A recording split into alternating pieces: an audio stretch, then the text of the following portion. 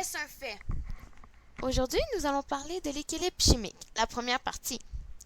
Il faut pour que ce soit à l'équilibre 3 conditions minimales. La première étant des propriétés macroscopiques constantes. En d'autres termes, que l'on ne remarque pas à l'œil nu.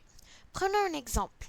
Si notre solution démontre des signes d'effervescence, des petites bulles, cela signifie que ce n'est pas à l'équilibre, car elle ne remplit pas la première caractéristique.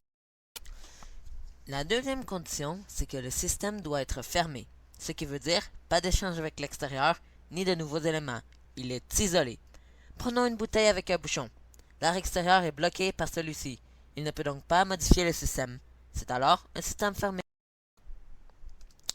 La dernière condition, c'est que la réaction doit être réversible. Un mauvais exemple serait faire brûler du papier.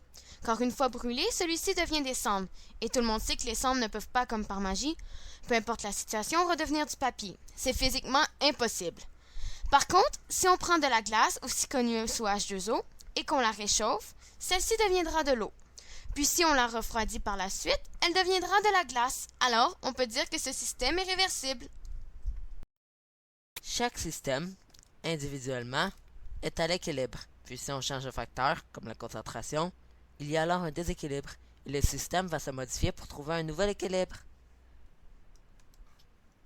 Voilà qui conclut la première partie de l'équilibre chimique créée par Aurélie et enregistrée par Aurélie et Robin Lapérière. Merci beaucoup de votre attention.